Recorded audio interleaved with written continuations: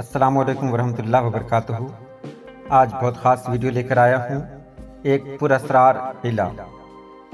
جی ہاں، میں بہت خاص بات بتانے جا رہا ہوں، تو چلیے سیدھے ویڈیو شروع کرتے ہیں۔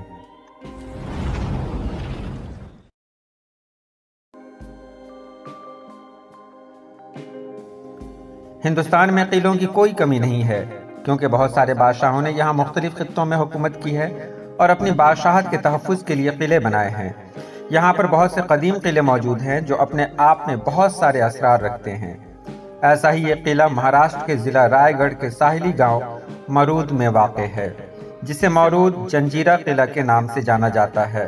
اس قلعے کی خصوصیت جو سطح سمندر سے 90 فٹ بلند پر بنائی گئی ہے، یہ ہے کہ یہ ساحل سمندر میں بنایا گیا ہے۔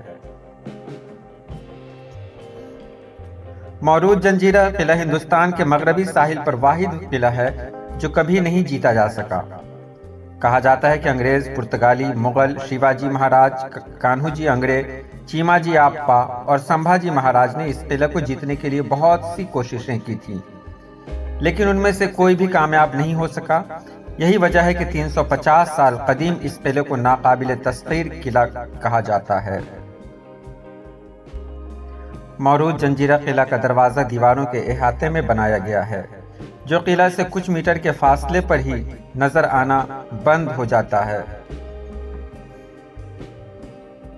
کہا جاتا ہے کہ شاید یہی وجہ ہے کہ دشمن قلعہ کے قریب آنے کے باوجود چکمہ کھا جاتے تھے اور قلعے میں داخل نہیں ہو سکتے تھے۔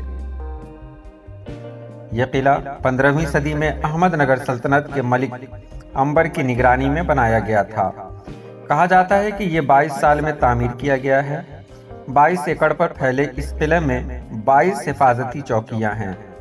صدیقی حکمرانوں کی بہت سی توپیں آج بھی یہاں رکھی گئی ہیں، جو آج بھی ہر سیکورٹی پوسٹ میں موجود ہیں۔ یہ قلعہ 40 فٹ اونچی دیواروں سے گھرا ہوا ہے۔ خیال کیا جاتا ہے کہ یہ قلعہ پیر پنجتن شاہ بابا کی سرپرستی میں ہے۔ شاہ بابا کی قبر بھی اسی قلعے میں ہے۔ اس قلعے میں پانی کی میٹھی جھیل ہے۔ سمندر کے نمکین پانی کے وسط میں ہونے کے باوجود یہاں میٹھا پانی آتا ہے۔ یہ میٹھا پانی کہاں سے آتا ہے، یہ اب بھی ایک معمہ ہے۔